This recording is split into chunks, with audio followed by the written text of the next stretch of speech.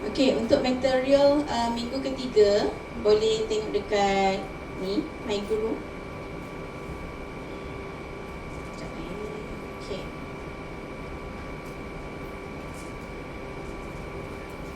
Okey, basically untuk setiap kelas saya akan mulakan dengan 5 minutes adab talk. Okey? Nampak kan? Cantik tak? ChatGPT. Okey. Okey, untuk hari ini adalah bertutur dengan hikmah. Okey? Bertutur dengan hikmah tu apa maksud dia? Bercakap dengan baik, beretika. Okey, gunakan kata-kata yang lembut dan membina. Jangan menggunakan kata-kata kesat ataupun kasar. Okey? Elakkan nada yang merendahkan murid. Okey, macam mana nada yang merendahkan murid? Awak ni kok lah malahnya. Gitu. Ke apa? Nada yang merendahkan murid. Ataupun you compare diorang ke. Okey? Tak boleh. And then tegur dengan adab, bukan dengan emosi. Okey? Sebab tu you kena kenal you punya student tu individually, personally. You kena kenal mereka dengan rapat. Sebab kita kena tahu apa masalah setiap murid. Okey, sebab murid tak sama kan? You all dalam kelas ni sama tak? Tak kan? Background berbeza. Okey. Bercakap dengan untuk mendidik, bukan menghukum. Okey? Mendidik bukan menghukum, bukan menghina. Niat tu kena betul. Jadi cikgu ni kena betul niat. Ada tak yang tak betul niat? Untuk mendidik. Okey? Mendidik, kalau TESOL, mendidik pelajar untuk fluent in English, be confident. Okay, niat tu kena betul. And then hikmah dalam tutur kata melahirkan rasa hormat. You rasa student respect tak you bila you jerit-jerit dalam kelas?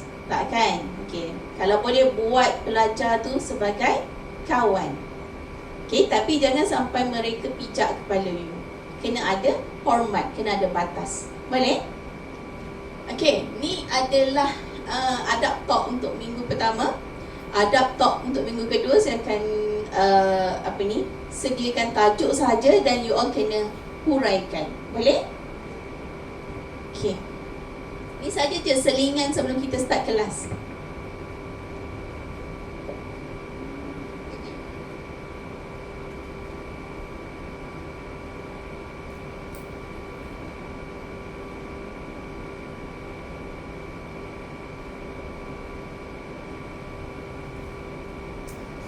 Okey. Ya Allah, tingginya nak tengok. Ni sampai mana? Pendek pula. Okey, untuk hari ni kita akan teruskan dengan topik yang kedua, iaitu tokoh sosiologi barat dan Islam. Okey, untuk tahu selok-belok sosiologi pendidikan, you kena kenal siapa orang di sebalik di sebalik pencetus-pencetus ni lah, tokoh-tokoh ini. Okay. Next. Okay, so this is the learning objective untuk hari ini. Mengenal pasti tokoh utama sosiologi barat dan Islam, menjelaskan idea utama setiap tokoh, apa idea-idea mereka. Okay, membandingkan perspektif barat dan Islam,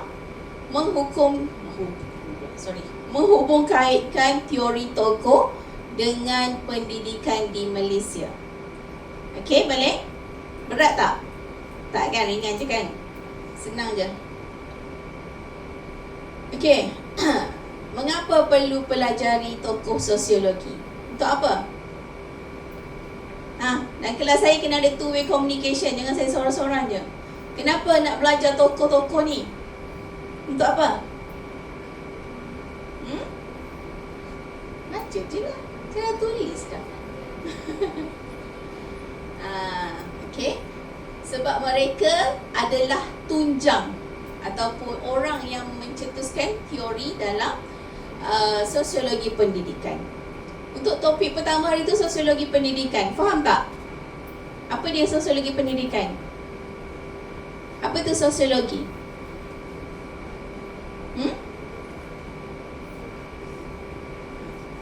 Gaya tu ada tapi tak dengar suara. Apa tu sosiologi? Kajian? Okey, kajian yang sistematik. Tak kira lah you nak kaji siapa, you nak kaji institusi ke, pelajar ke, tapi perlu sistematik dan ada proses-proses tertentu. Okey? Okey, kita perlu pelajari tokoh juga untuk membantu kita memahami fungsi sekolah, nilai sosial, ketidaksamaan dan peranan masyarakat. Memberi lensa berbeza untuk melihat pendidikan. Okey. Okey, tokoh yang akan dibincangkan, kita ada dua tokoh, iaitu tokoh barat dan juga tokoh Islam. Okey, ini adalah nama-nama tokoh barat. Okey, kita ada Auguste Comte, Emile Durkheim, Karl Marx, Max Weber dan juga Pierre, macam mana nak sebut tu? Oh, berpelik-pelik. Bourdieu, entahlah.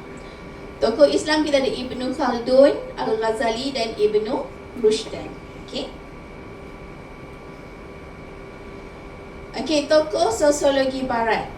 Okey, masyarakat boleh dikaji secara sistematik. Ini adalah apa rumusan daripada apa yang tokoh sosiologi barat keluarkan. Apa idea mereka? Mereka menganggap masyarakat ni boleh dikaji secara sistematik. Macam kita tengoklah sosiologi, apa itu? Kita boleh mengkaji secara sistematik melalui proses-proses tertentu. Okey, menumpukan kepada struktur sosial, fungsi masyarakat, konflik, kuasa dan status. Pendidikan dilihat sebagai institusi sosial yang penting. Okey, ini adalah dari perspektif tokoh barat. Okey, tokoh yang pertama. Baca dulu. Auguste Comte. Okey. Jangka hayat beliau. Okey. 1798 hingga 1857. Cuba kira berapa tahun dia hidup. Mana orang matematik tadi? Okey, Auguste ni adalah pengasas sosiologi. Okey? Kena ingat apa yang saya highlightkan tu. Auguste adalah pengasas sosiologi. Dialah yang memperkenalkan istilah dalam sosiologi. Okay. Menurut beliau, masyarakat ni dia boleh dikaji secara saintifik. Saintifik tu macam you cakap lah, melalui proses-proses. Okay, you kena tengok kenapa. Contohlah dalam kelas ni ada pelajar yang selalu datang lambat. Okay. So you kena kaji kenapa pelajar ni selalu datang lambat. Apa masalah dia? Okay, apa masalah? Macam mana latar belakang keluarga pelajar tersebut? Okay, dan daripada masalah tu you akan hasilkan solution, penyelesaian, cari macam mana nak bantu pelajar tersebut. Itu adalah kajian sistematik. Okay, menekankan susunan, kestabilan dan juga kemajuan sosial. Pendidikan membantu membentuk masyarakat yang teratur, berdisiplin dan juga progresif. Masyarakat tidak perlu difahami hanya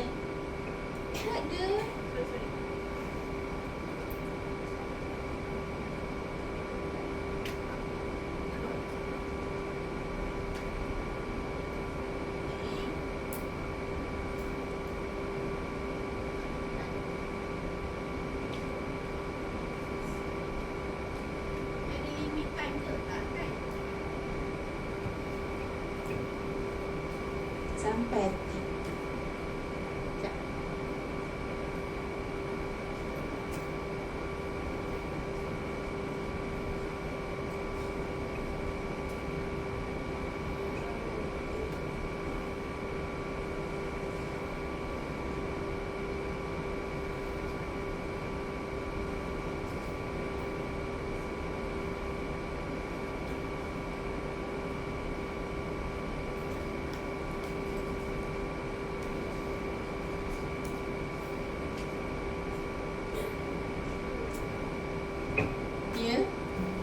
sabar je.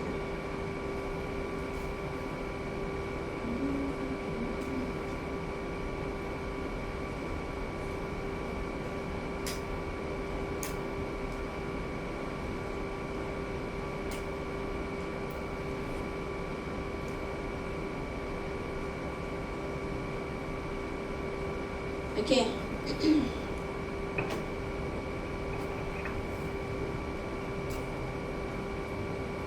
Okey,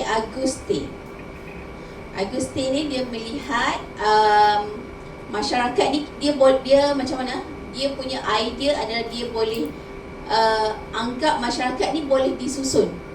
Faham tak boleh disusun? Tak ada. Boleh disusun, boleh diatur, apa kita panggil lah? Sekejap masyarakat yang tersusun. Dia untuk menyusun masyarakat ni, dia memerlukan latar belakang masyarakat. For example, dalam sekolah kita ada berbilang bangsa. Kita akan tengok bangsa-bangsa tu apa masalah dia, apa latar belakang dia, macam mana kita nak susun. Contohlah dalam kelas kan, kita kan ada grade-grade tertentu kan. Dari situ kita susun pelajar-pelajar mengikut grade. Okey, itu dalam sudut pendidikan lah. Tapi untuk Agustin ni dia tak masuk dalam pendidikan dulu. Okey, dia secara asas sahaja. Okey, tapi dalam sudut pendidikan kita akan menyusun pelajar-pelajar mengikut dia punya level. Okey, untuk mengharmonikan kelas tersebut. Nanti you tak faham lagi tu. Okey. Okey, kurikulum yang tersusun. Apa maksud kurikulum yang tersusun?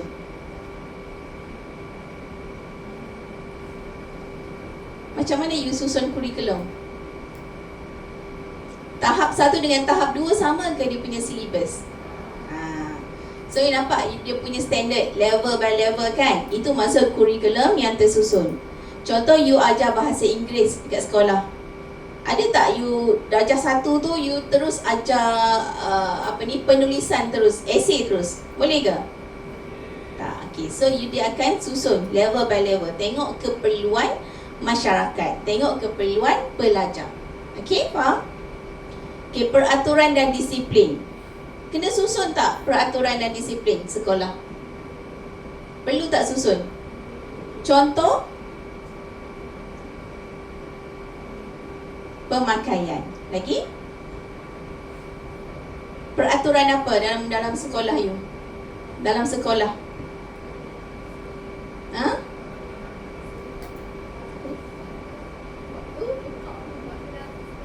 Waktu. Okey. Lagi? Bahan larangan. Okey, ada peraturan-peraturan yang you rangka. Kan? Okey. Jadual pembelajaran yang sistematik. Sama juga. Jadual pembelajaran tahap 1 dengan tahap 2 sama ke? Tak. Okey, tahap 1 mesti dia balik awal kan? Balik sebelum pukul 1. Tahap 2 balik dalam pukul 2, macam tu kan? Itu maksud dia jadual pembelajaran yang sistematik. Dan satu lagi, jadual pembelajaran sistematik tengok juga pada kurikulum ataupun subjek. Kalau pendidikan jasmani, ada tak orang buat tengah hari? Biasanya orang akan buat pagi. Itu maksud dia tersusun. Penekanan kepada ilmu berasaskan bukti. Apa maksudnya? Evidence based. Penekanan kepada ilmu berasaskan bukti. And hidup. Apa dia? Pastikan fakta tu betul. Okey. Sebelum betul tu you akan tengok apa? Sumber. You tengok bukti lah. Dah terhasil dah kan? Barulah you buat mewujudkan ilmu tersebut. Okey? Okey. Tokoh kedua. Macam mana sebut tu?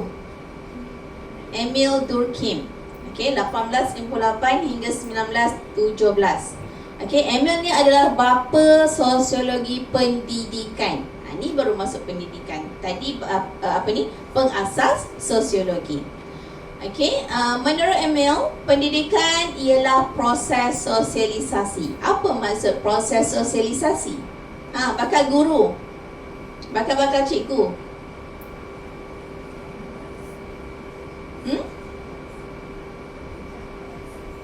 Apa dia? Berinteraksi. Lagi? Proses sosialisasi. Apa maksud dia? Okey, bolehlah. Proses kita bermasyarakat, mengenal, involvekan diri, melibatkan diri dalam masyarakat. Okey, itu adalah pendidikan. Sebab tu dalam sekolah kita ada ramai tak pelajar. So daripada situ kita boleh belajar dari masyarakat. Pendidikan berasaskan masyarakat. Okey, sekolah menanamkan nilai bersama, disiplin, norma sosial dan juga tanggungjawab moral. Okey, pendidikan membantu membentuk solidariti sosial. Okey, solidariti sosial ialah ikatan yang menyatu padukan individu dalam masyarakat. Okey, so you tak rasa you hidup dalam dunia ni seorang-seorang. Melainkan orang yang homeschooling lah. Okey, kalau di sekolah ni kita ada rasa kebersamaan. Sebab apa-apa kita buat mesti dalam group. Betul? So dalam group tu lah kita belajar something. Kita dapat nilai-nilai murni dari situ. Okey? Faham setakat ni? Okey, aplikasi pemikiran Durkheim dalam pendidikan. Okey, membina identiti bersama, macam kita cakap tadi. Menanam nilai sosial yang dikongsi. Okey, contoh dalam kelas ni, pagi ni, apa nilai-nilai yang, nilai murni yang you dah dapat daripada segi, dari sesi, kita panggil apa tadi? Ice breaking tadi. Apa nilai murni yang you dapat? Satu je nak. Fakrul. Bekerjasama macam mana tu? Okey, bekerjasama boleh calon. Lagi? Kita punya ketua mana? Jawapan sikit. Apa nilai murni yang you dapat tadi daripada sesi ice breaking tadi? Bertanggungjawab. Contoh? Mas mana tadi you tanggungjawab? Okey. Okey. Kita give and take. Okey. Okey, menanam nilai sosial yang dikongsi, melatih pelajar mematuhi norma masyarakat. Norma dalam kelas, melatih you all datang awal, fokus dalam kelas, be active in class. Okey, menghormati satu sama lain. Okey. Mengukuhkan perpaduan sosial. Ada apa-apa yang tak faham? Semua faham? Okay. Contoh dia bagi pendidikan moral atau pendidikan Islam, rukun negara, patriotisme, co-curriculum. Ini adalah antara subjek-subjek yang menekankan nilai-nilai kebersamaan dalam masyarakat. Okay? Next, kita ada Karl Marx. Marx ke Marx? 1818 hingga 1883. Lama dia hidup, 70 lebih. Okey, pendidikan dan kelas sosial. Okey, ingat Karl adalah untuk pendidikan dan kelas sosial. Okey, menurut Karl, masyarakat dipengaruhi oleh konflik kelas. Apa maksud konflik kelas? Apa maksud kelas kat situ? Kelas ni ke? Bukan. Apa maksud dia? Kesamarataan. Konflik. Masalah. Status. Masalah status. Masalah pangkat. Okay? Jurang. Okay? Pendidikan tidak semestinya neutral. Tidak semestinya neutral, maksudnya ada konflik-konflik dalam sistem pendidikan. Sekolah boleh membantu mengekalkan ketidaksamaan sosial. Macam mana? Macam mana sekolah nak bantu? Contohlah dalam kelas nanti, you jadi cikgu nanti kan, you ada 30 orang pelajar, seorang tu datang kelas lalu duduk kat belakang je. Kenapa agak-agak?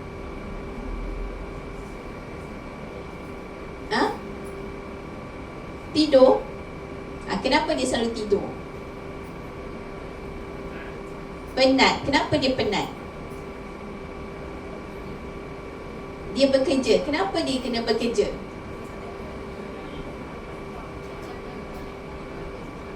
Dia susah. So you kena tahu. You kena correct pelajar tu. Kenapa saudara ni selalu tidur. Kalau dia tidur sebab main game, bolehlah you nak ceramahkan dia. Kalau dia tidur sebab dia bekerja, penat. Kenapa dia penat? Sebab keluarga dia susah, mak dia sakit. So ini adalah titik mula you untuk bantu pelajar tersebut. Okey, sebab tu dia kata sekolah boleh membantu mengekalkan ketidaksamaan sosial. Faham? Jadi sebagai guru kena kenal pelajar tak? Boleh tak ignore pelajar yang selalu tidur dalam kelas? Okey. Reproduksi sosial, sistem sosial yang sedia ada diulang semula melalui pendidikan. Okey, you buat je lah. Buat lagi. Apa ni, kita benda yang you dah settle, contohlah tahun depan ada lagi masalah sama, you guna pakai kaedah yang sama. Okey. Mark mengingatkan kita bahawa pendidikan juga boleh menjadi ruang ketidaksamaan. For example, kelas online, PDP, PDPR, pembelajaran dari rumah kan? Okey, pembelajaran dari rumah, apa yang kita perlukan sebagai pelajar?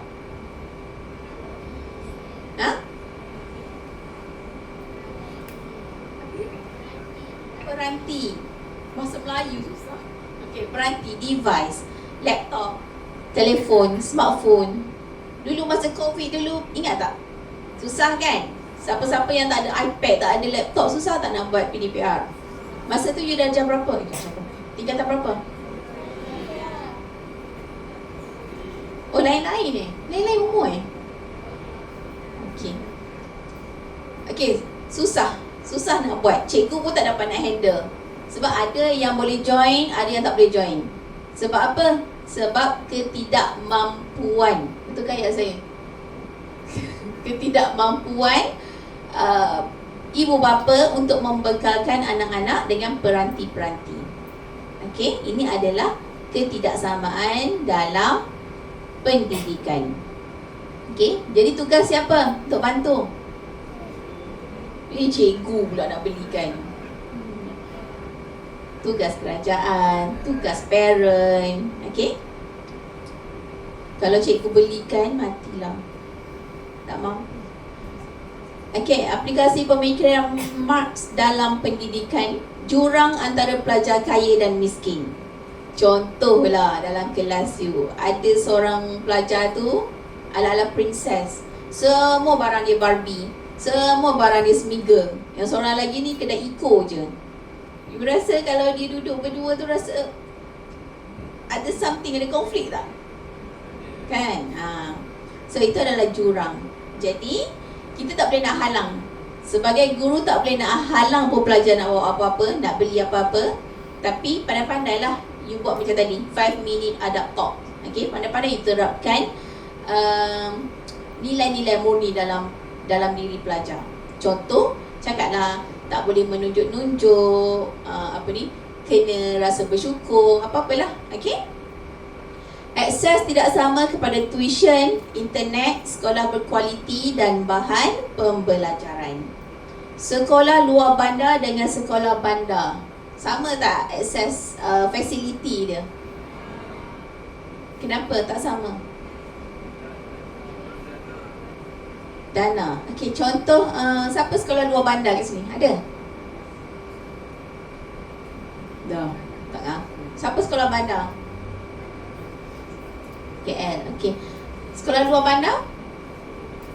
Kelantan, Sabah, Sarawak, Terengganu, Besut, Setiu. Sekolah mana tu?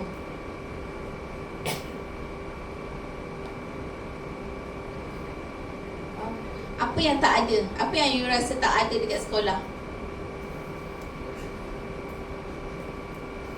Compare dengan sekolah bandar, apa yang kelas you tak you punya sekolah tak ada? Dalam kelas ada tak projektor ataupun smart TV? Tak ada. Sekolah bandar ada tak? Ada sekolah bandar ada yang tak ada. Okey, kita compare international school lah, senang. Dia kaya sikit kan. International school dengan sekolah kebangsaan sama tak fasiliti? Yuran sama tak? Jadi itu adalah ketidaksamaan fasiliti. Contoh, international school ada kolam renang. You all ada tak? Tak ada. Kalau nak pergi belajar berenang, kena pergi dekat luar. International school ada aircon dalam bilik. Sekolah kebangsaan ada? Tu pun kalau ada. Kipas pun nak tercabut, kan? Dia bergantung kepada dana lah, dana kerajaan. Tapi tengok pula you punya yuran, komitmen. International school bayar berapa kan? Sebulan dah berapa? Jadi memang apa ni, dia punya right lah, dia punya hak lah untuk mendapat itu. Okay? Jadi selalu bersyukur. Okay? Bersyukur tak duduk dekat Malaysia? Compare dengan negara lain, bersyukur tak?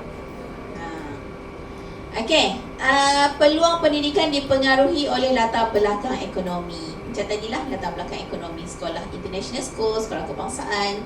Tapi apa-apa pun kita kena bersyukur.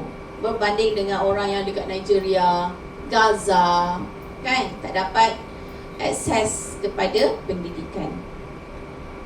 Alright. Next is Max Weber, 1864 hingga 1920. Pendidikan, status dan birokrasi.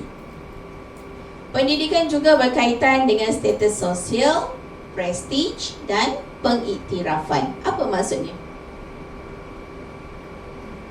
Anyone? Nampak tak? Pendidikan juga berkait dengan status sosial, prestige dan pengiktirafan. Macam saya dah ulas je tadi. Apa maksud dia?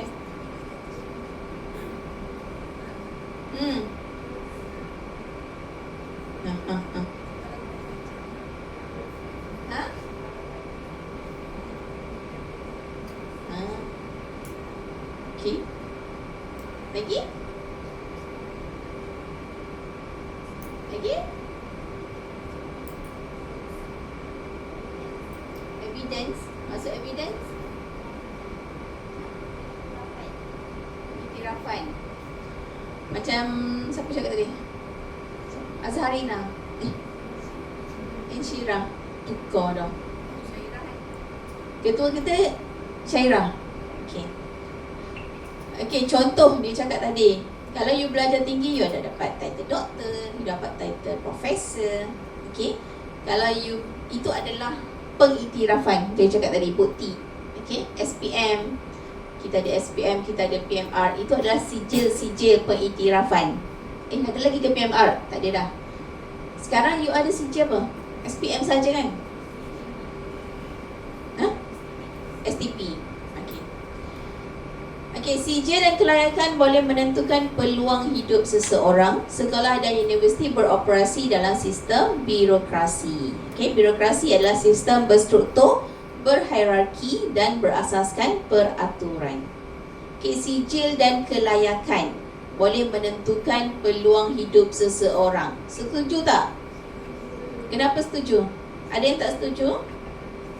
Ada yang cakap, lah tak ada SPM pun boleh kaya, boleh jadi YouTuber, boleh jadi TikTokers. Setuju tak? Kenapa tak setuju? Ada TikToker ke dalam ni? Okey, kenapa tak setuju? Kenapa setuju? Bagi satu you punya pendapat.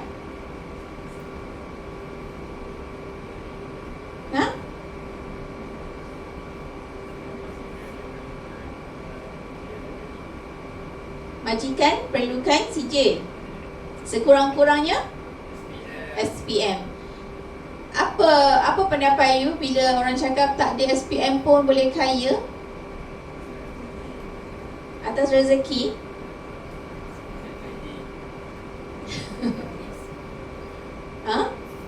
Boleh guna pakai tak ayat tu?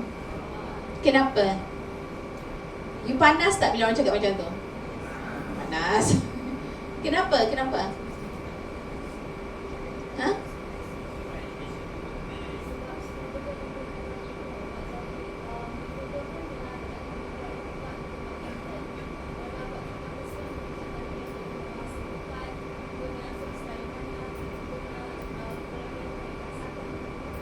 Lantai.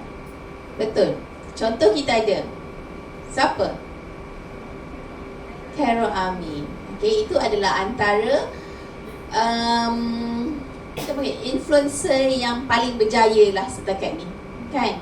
Dia ada ilmu, dia ada pengaruh. Apa-apa yang dia buat adalah berasaskan kajian. Dia mengkaji dahulu sebelum dia bertindak. Okay, bagi satu influencer ataupun apa-apalah YouTuber ke TikTokers ke yang nak cakap mungkin kenapa pandai baca hati saya ni? Okay, yang bukanlah nak cakap tidak berilmu, tidak off record record pula. Bukan menjadi TikTokers, bukan senang tau jadi TikTokers ataupun affiliate ataupun YouTuber. At least kena ada ilmu. Memang ada kena ada ilmu kan. Kalau tak ada ilmu, senang tak you dikecam? Carol Amin pernah tak kena kecam? Pernah, tetapi dia ada hujah-hujah dia tertentu. Dia ada alasan dia. Kenapa dia buat macam ni, kenapa dia buat macam ni. Sebab dia ada kajian dia yang dia buat. Okay, macam you sebut tadi yang nama tag tu, itu adalah yang tak perlu dicontohi. Okay, record ni masuk YouTube ni lah, kita tengok nanti. Okay, faham? Okay, aplikasi pemikiran Weber dalam pendidikan. Kepentingan sijil akademik. Penting bukan tak penting. Persaingan untuk masuk ke institusi terbaik. Bersaing tak masuk UPSI? Apa yang you perlu lalui untuk masuk UPSI? Kalau interview pun fail, agak-agak boleh tak? Apa personality yang UPSI tengok sebenarnya sebelum you masuk ke sini? Bakat? Kewibawaan diri? Ciri-ciri seorang cikgu, pemimpin. Betul lah, guru pun sebagai pemimpin. Tapi ciri-ciri sebagai seorang pendidik. Okay? Sistem peperiksaan dan penggradan. Okay, Weber ni dia pentingkan sistem peperiksaan dan grade A, B, C, grade 1, grade 2. Okay? Hierarki dalam institusi pendidikan. Okay, hierarki institusi pendidikan.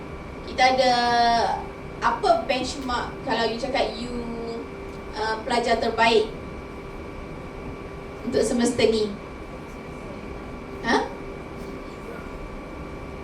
Dean list. Lagi?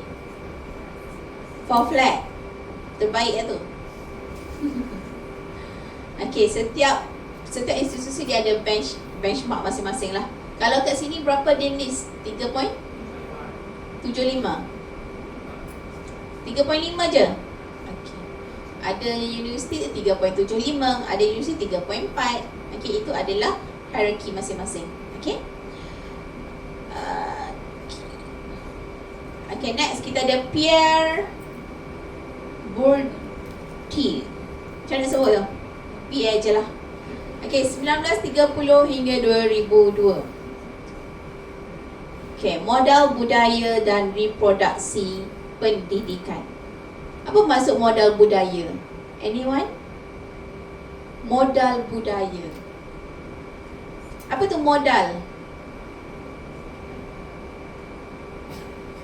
Modal tu apa? Dalam perniagaan modal tu apa? Duit. Pulangan. Modal, apa yang you ada? Apa yang you bawa? Modal.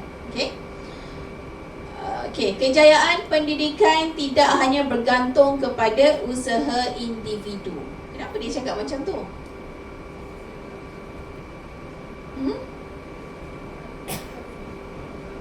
Tidak hanya bergantung kepada individu sahaja, usaha individu.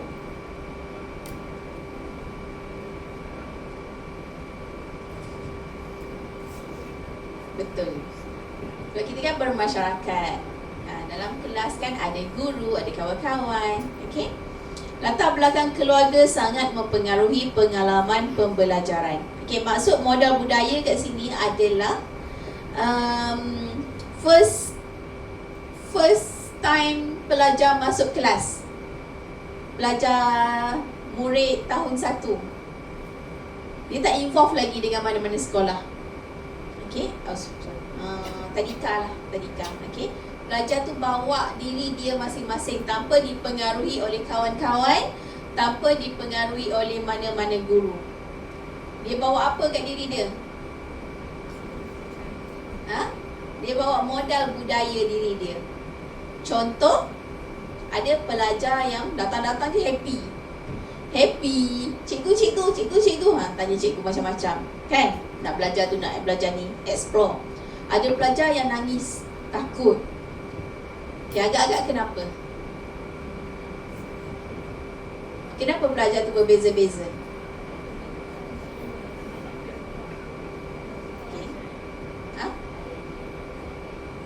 Okey, lagi? Cara dibesarkan dalam persekitaran yang berbeza, keluarga yang berbeza. Kalau pelajar yang nangis, takut-takut tu, mungkin dah dekat rumah dia selalu kena marah, mak dia terlalu garang. Pelajar yang hyper, yang suka tanya-tanya cikgu, suka aktif dalam kelas, mungkin mak dia orang yang easy going, kan? Itu adalah modal budaya masing-masing. Dan ada juga pelajar-pelajar yang contoh, pelajar tu datang-datang speaking English, yang seorang tu bahasa Melayu pun pelat.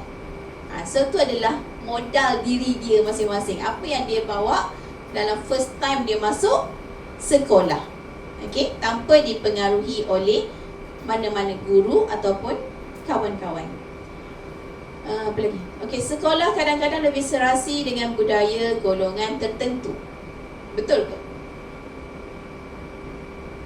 Sekolah kadang-kadang lebih serasi dengan budaya golongan tertentu. Apa maksudnya?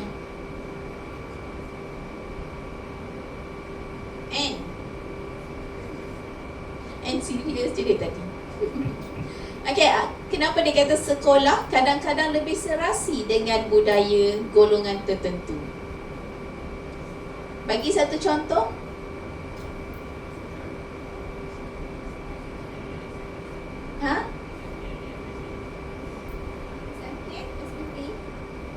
Contoh? Contoh?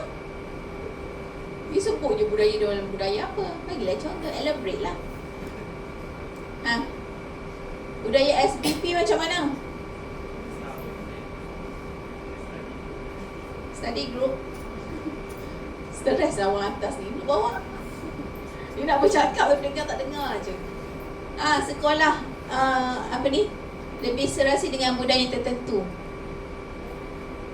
Sekolah Arab, budaya Arab. Apa ni?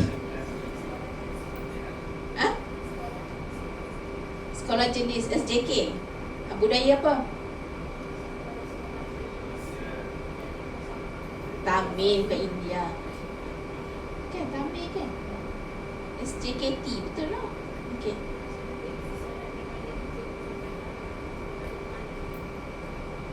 Lagi? Kalau SMK?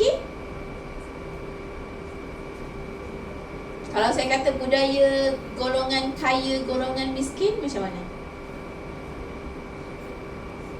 Ada tak sekolah yang dia lebih suka murid-murid dia dari golongan T20? Ada tak? Tak tahu. Itu bergantung pada you lah sebagai guru, sebagai PIBG.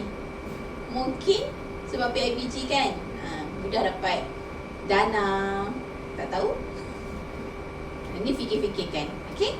Budaya apa? Macam you cakap tadi, budaya itu budaya kaum, SJKC, SJKT, SMKA, kan?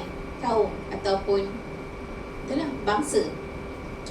Okey, modal budaya, habitus dan medan mempengaruhi pengalaman pelajar. Okey, modal budaya. Habitus tu apa?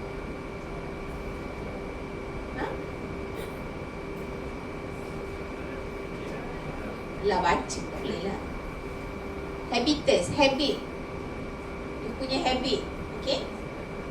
Apa apa yang you selalu, macam mana you selalu fikir, macam mana you selalu bertindak, berkelakuan. Okay. Medan ialah ruang sosial tempat individu berinteraksi dan bersaing, contohnya sekolah atau universiti. Okay, so maksudnya modal budaya, habitus dan medan mempengaruhi pengalaman pelajar. Okay, jadi modal budaya, apa yang student tu bawa dalam diri dia masing-masing tanpa dipengaruhi oleh sekolah. Dia bawa masuk kelas. Habitus, apa habit dia yang selalu dia buat. Dan medan, ruang sosial, sekolah, kelas. Ni semua ni, tiga-tiga ni mempengaruhi pendidikan seseorang tersebut. Okay? Ada soalan tak? Tak ada. Macam senang je. Okay. Aplikasi pemikiran Bourdieu dalam pendidikan.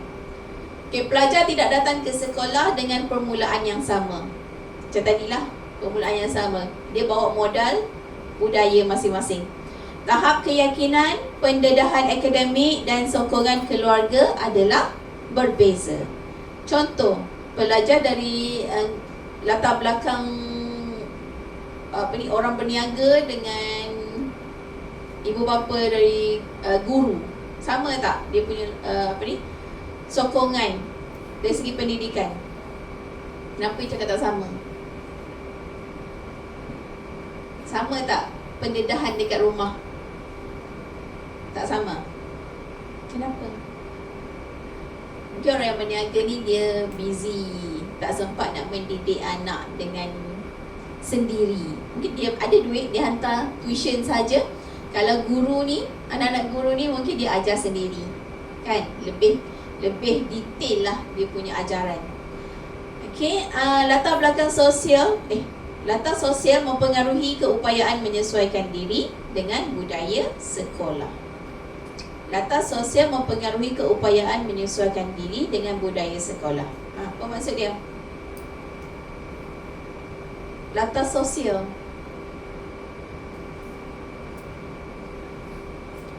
Apa maksud latar sosial?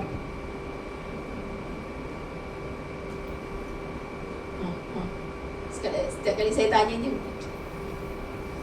Latar sosial mempengaruhi keupayaan menyesuaikan diri dengan budaya sekolah. Sosial you sama tak? Masing-masing? Tak. Jadi you adapt masing-masing kan? Contoh, fakulti banyak-banyak ni. Sains sukan, seni, sains matematik, tak sama. Kalau you tengok seni mungkin dia lebih sempoi, lebih ranggi. Okay. Kalau FSM mungkin lebih skema, lebih nerd. Nampak tak? Dia punya budaya kan masing-masing. FSK mungkin lebih skema lagi. Okay? Jadi budaya masing-masing adalah tidak sama. Okay, ni adalah rumusan daripada tokoh-tokoh barat. Okay, baca dulu. Okay, Comte, dia punya fokus utama adalah susunan sains, sosial dan sains. Okay, kaitan dengan pendidikan. Pendidikan membina masyarakat teratur. Durkheim, dia menerapkan tentang solidariti dengan nilai. Okay. Marx, dia terapkan kepada konflik dan kelas. Weber, status dan birokrasi. Bourdieu adalah modal budaya. Ingat ni, kedua exam ni. Okay. Nanti mesti tertukar-tukar kan. Okay. Ada soalan tak tentang tokoh barat? Okey, setakat ni. Okey, tokoh sosiologi Islam. Boleh kita teruskan? Sikit je lagi. Okey, tokoh sosiologi Islam. Pendidikan dilihat sebagai proses pembinaan insan, akhlak, pembangunan ummah dan amanah ilmu. Okey, apa itu pembangunan ummah? Pembangunan masyarakat. Ummah tu masyarakat. Okey. Saya terangkan sebab ada yang non-Muslim kat sini. Okey. Okey, ilmu tidak dipisahkan sepenuhnya daripada agama, moral dan tanggungjawab sosial. Okey, dalam perspektif Islam, ilmu, pendidikan dengan agama adalah berkait rapat. Tak kira lah you agama apa, Islam ke, Buddha ke, Kristian ke. Sebab agama Apa-apa agama akan membawa kepada nilai-nilai murni, akan ajar kita pada nilai murni. Okey. Okey, tokoh pertama iaitu Ibnu Khaldun. Okey. 1332 hingga 1406. Tokoh awal sosiologi dalam tradisi Islam. Okey, nama penuh beliau adalah Abdul Rahman Ibnu Khaldun. Okay, karya utama penulisan beliau adalah Muqaddimah. Kena ingat ni, kadang-kadang keluar exam. Muqaddimah. Okay, mengkaji perkembangan dan kemerosotan tamadun. Okay, Ibnu Khaldun ni dia mengkaji tentang macam mana sesebuah masyarakat tu membangun, tamadun yang membangun, dan macam mana juga masyarakat tu boleh rosak, boleh merosot. Okey. Menjelaskan hubungan antara masyarakat, budaya dan pendidikan. Okey. Konsep Ibnu Khaldun dia ada dua, iaitu umran dengan asabiyah. Umran adalah kajian tentang masyarakat, manusia dan juga tamadun. Okey, dia mengkaji umran ni. Umran ni tengok kenapa masyarakat ni, sesebuah masyarakat ni dia sangat maju.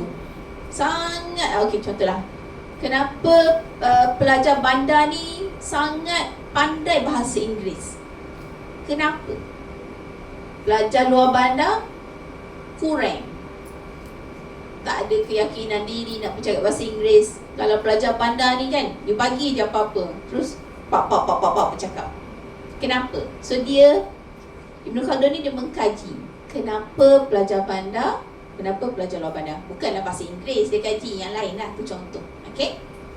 Asabiyah, okey, perpaduan sosial atau semangat kekitaan. Pernah dengar perkataan asabiyah? Okey, perpaduan. Dia mengkaji juga tentang perpaduan. Pendidikan ialah proses membina manusia dan peradaban. Persekitaran sosial mempengaruhi akhlak, tabiat, pemikiran dan keupayaan intelek. Okey, dia relatekan dengan persekitaran sosial. Kenapa pelajar luar bandar boleh bercakap bahasa Inggeris dengan lancar? Mungkin kerana dipengaruhi oleh persekitaran yang selalu cakap bahasa Inggeris. Tak ada orang pun cakap bahasa Melayu. Jadi nak tak nak dia kena cakap bahasa Inggeris. Dekat sekolah bahasa Inggeris, dekat universiti bahasa Inggeris. Okey. Tabiat mungkin dari segi dia selalu tengok movie bahasa Inggeris, tak tengok bahasa Melayu. Jadi daripada situ dia belajar bahasa Inggeris. Pemikiran, dia fikir mungkin orang-orang yang bandar ni dia fikir bahasa Inggeris ni, kalau kita dapat kuasai bahasa Inggeris, kita akan boleh travel ke mana-mana saja, boleh maju, macam tu. Okey. Dan keupayaan intelek. Okey, keupayaan intelek tu apa?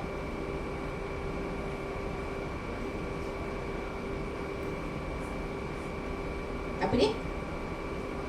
Kemampuan. Okey. Pandai.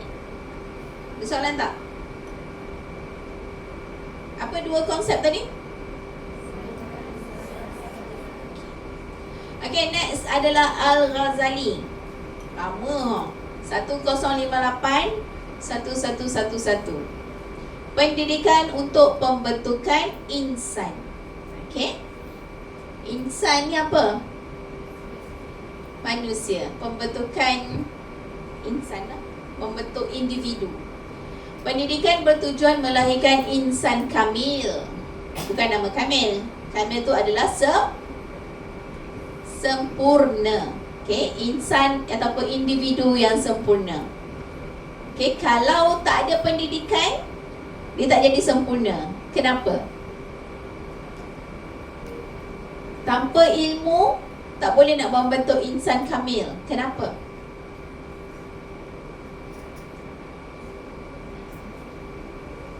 Okay, cara nak kenal Tuhan lagi. Kalau tak dengan agama, as a general, ilmu tu adalah panduan hidup. Senang, kan? Apa-apa kena ada ilmu. You nak masak nasi, ada ilmu tak? You nak pergi kelas, ada ilmu tak? Datang sini. Okay? Apa benda pula ni? Okay, ilmu mesti membawa manusia kepada kebaikan, akhlak dan keseimbangan rohani serta intelek. Okay, rohani adalah kita punya apa rohani? Dalaman, kita punya spiritual. Okay, tak kisahlah Islam ke non-Islam ke, sama je rohani dia. Okay, fardu ain dan fardu kifayah. Fardu ain adalah wajib, perkara ilmu yang wajib ke atas setiap Muslim. Contoh dia ilmu solat, puasa, zakat. Saya percaya agama lain pun ada kan, dia punya ilmu-ilmu untuk diri dia sendiri kan. Okay, fardu kifayah adalah ilmu yang dalam masyarakat. Kalau masyarakat tak buat, tak ada orang buat, dia akan menyusahkan, berdosa. Contoh, ilmu mandi jenazah, menguruskan jenazah. Kalau you meninggal, tak ada orang pun tahu macam mana nak mandikan jenazah. Menyusahkan tak? Kalau agama lain ada tak fardu kifayah?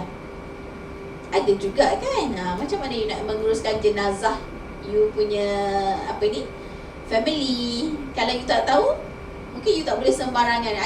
Ada upacara-upacara tertentu yang dia buat kan. Sama je. Okay. Guru bukan hanya menyampai ilmu, tetapi membimbing akhlak dan juga rohani. Rohani kat sini bukanlah agama sangat, tapi lebih kepada nilai-nilai murni. Okay. Faham? Okay, Ibn Rushdan ataupun kita panggil Averroes. Okay, 1126 hingga 1198. Integrasi akal dan wahyu. Apa tu wahyu? Nama orang ke? Apa tu wahyu? Macam pendidikan Islam dah hari ni. Wahyu. FSK mesti tahu. Ilmu akal dan ilmu wahyu tidak perlu dipisahkan. Ilmu akal, apa yang kita boleh fikirkan. Ilmu wahyu adalah ilmu dari Tuhan. Apa? Kalau Islam, kita ada kitab kita, itu Al-Quran. Itu adalah ilmu daripada Tuhan. Kalau Kristian, Injil, Bible. Kalau agama-agama lain pun ada Taurat, semua tu lah kan, Weda. You agama apa? Buddha. Kitab you? Sudah. Tapi adalah kan, you ada buku untuk you rujuk untuk agama you kan. Okay, itu adalah ilmu wahyu. Apa yang dari Tuhan you sampaikan untuk dia punya penganut. Okay. Jadi ilmu akal, ilmu yang kita fikir sendiri, kita tak boleh pisahkan dengan ilmu Tuhan. Okay. Pendidikan mesti membina manusia secara menyeluruh, secara holistik. Rohani, fizikal, jasmani, semua. Okay. Rationality dan agama boleh saling melengkapi. Okay, rational, apa yang kita fikirkan, logik ke tak logik, rational ke tak, dan agama. Agama ni benda yang kadang-kadang kita tengok, betul ke, tak percayalah. Macam, contohlah, bagi contoh sikit. Apa? Contoh dia qada dan qadar. Takdir lah. Macam mana nak cakap? Mungkin ada agama-agama lain dia macam tilik nasib kan? Ada tak? Yang tengok nasib, tengok masa depan, semua tu kan? Ada kan? Tak tahu juga. Contohlah, Buddha dia ada yin dan yang kan? Dia ada kepercayaan tertentu. Okay, kalau menurut Buddha dia ada yin dan yang. Kalau letak kat sini tak ong, kalau letak kat sini ong kan? Jadi dia, kalau orang-orang bukan Buddha, dia tengok betul ke? Tapi mengikut penganut Buddha, dia ada rationality dia. Dia kat sini, kenapa tak boleh letak kat sini? Mungkin cahaya tu panas sangat. Dia boleh relatekan dengan rational, dengan pemikiran dia juga. Okay? Macam tu lah. Boleh? Boleh faham? Dalam Islam pun macam tu. Nanti carilah contoh-contoh. Pendidikan yang baik ialah pendidikan yang seimbang antara akal dan wahyu. Akal dan juga ilmu dari Tuhan. Okey, prinsip asal sosiologi pendidikan Islam. Okey, ilmu adalah amanah, pendidikan ialah tanggungjawab bersama. Maksud dia ilmu adalah amanah ni kenapa? Sebab kita ada fardu kifayah tadi. Okey, amanah semua masyarakat. Okey, pembelajaran sepanjang hayat kerana kita membentuk insan kamil. Okey, sepanjang hayat. Kesepaduan ilmu nakli dan juga akli. Apa pula nakli ni? Nakli tu apa? Ilmu dari agama, wahyu tadi, nakli. Akli ni akal lah. Okey, ilmu yang kita boleh fikir sendiri, rasional. Okey, faham? Okey, ni rumusan dia. Okey, Ibn Khaldun tentang tamadun dan perpaduan, Al-Ghazali tentang akhlak dan insan kamil, Ibn Rushdan tentang akal dan wahyu. Ingat Okey, ini adalah perbandingan perspektif Barat dan juga Islam. Okey, boleh baca? Bandingkanlah sendiri. Okey, boleh? Okey, titik persamaan Barat dan Islam. Pendidikan mempengaruhi masyarakat. Betul ke? Contoh daripada tokoh Islam, macam mana dia cakap pendidikan mempengaruhi masyarakat?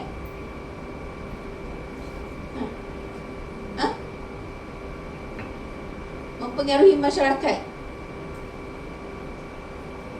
Sudah.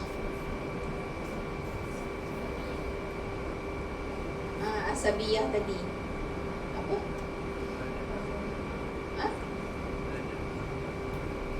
Okey. Lagi, sekolah bukan sekadar tempat belajar akademik, tetapi juga untuk belajar nilai-nilai murni, belajar nilai-nilai wahyu. Okey. Nilai dan tingkah laku dibentuk melalui pendidikan. Persekitaran sosial memberi kesan kepada pembelajaran. Okey. Ingat tak modal budaya tadi kan? Okey. Pendidikan memainkan peranan penting dalam pembangunan manusia. Okey, ada soalan tentang titik persamaan? Implikasi kepada pendidikan di Malaysia. Okey, Malaysia mempunyai masyarakat majmuk pelbagai agama dan budaya. Okey, kat sini kita ada golongan ataupun kaum-kaum tertentu ataupun fahaman-fahaman tertentu. Jadi macam mana sebagai seorang guru nak handle dengan pelbagai kaum dalam kelas? Okey. Sistem pendidikan menggabungkan ilmu moden, ilmu moral, nilai moral, pendidikan agama dan identiti kebangsaan. Apa maksud dia?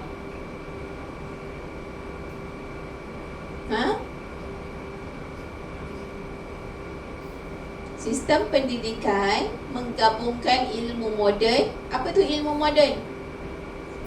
Ilmu teknologi, ilmu sains, STEM, nilai moral. Nilai moral. Pendidikan moral, pendidikan Islam, nilai pendidikan agama, okey. Identiti kebangsaan. Apa tu identiti kebangsaan dalam sekolah? Sejarah. Lagi? Pagi-pagi kat perhimpunan you nyanyi tak? Lagu apa? Itu dapat melambangkan you punya identiti Malaysia. Okey? Teori tokoh membantu memahami peranan sekolah, perpaduan jurang pendidikan dan juga pembangunan insan. Okey, boleh bacalah nanti. Okey, cabaran pendidikan di Malaysia. Ketidaksamaan peluang pendidikan. Betul? Kenapa? Saya tertulis kat sini je betul. Ketidaksamaan peluang pendidikan. Semua orang boleh masuk opsi ke? Kenapa tak boleh?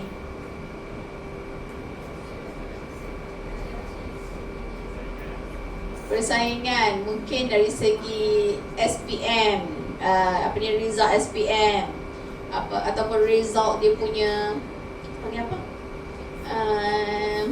ujian maths ataupun kita panggil apa tadi? Temuduga, kan? Ketidaksamaan peluang pendidikan. Mungkin orang tu sangat-sangat suka nak jadi cikgu.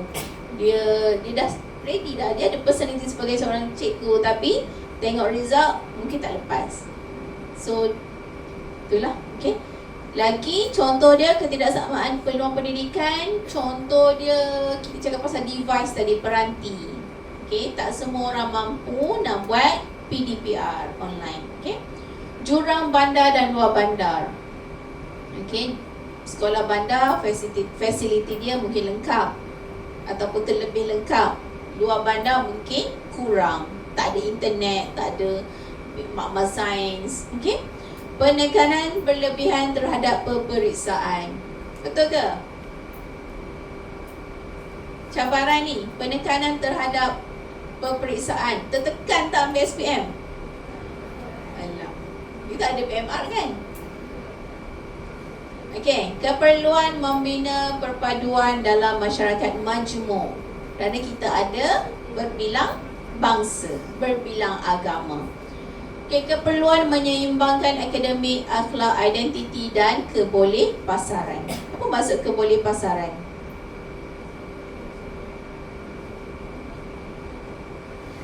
Ha? Kuat sikit. Kebolehpasaran. Graduan UPSI boleh dipasarkan ke tak? Ya ke? InsyaAllah. Okey. Kebolehpasaran. Garanti. Okey, contohlah, you masuk UPSI, you garanti keluar sebagai cikgu. Itu adalah maksud kebolehpasaran.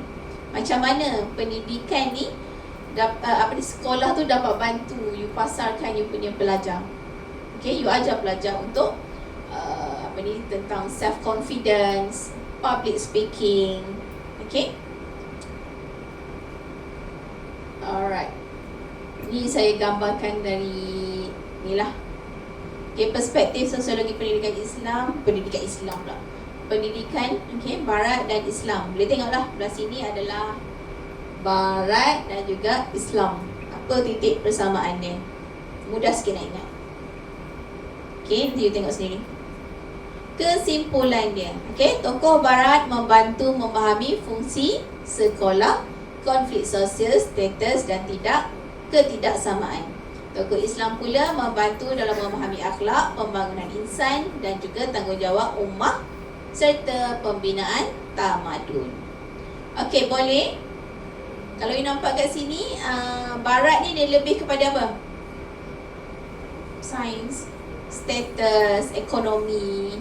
Kalau Islam ni dia lebih kepada pembangunan ummah dan juga individu. Okey? Okey. Kita habiskan pukul berapa? 11. Ada soalan? Kalau tak ada satu lagi. Boleh saya teruskan? Kita nak rehat. Take 5. Take 5.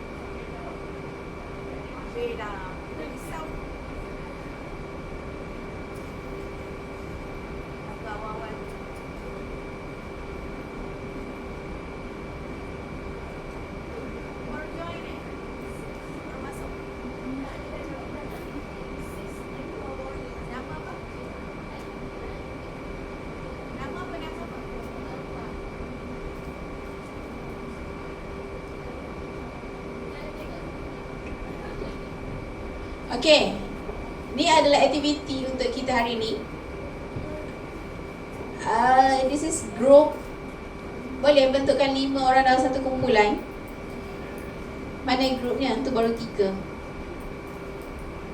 5 orang boleh? Cepat. Cepat bergerak. Duduk sana, duduk sana, duduk sana boleh. Asalkan tak duduk sebaris macam tu. Campur-campur pun boleh. Pergi belakang. 1 grup, 2 grup duduk belakang.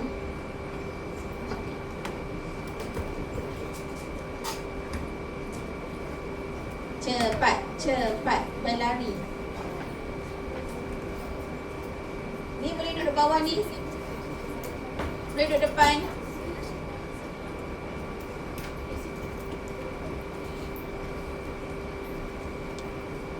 Pandai-pandailah you sengitkan badan.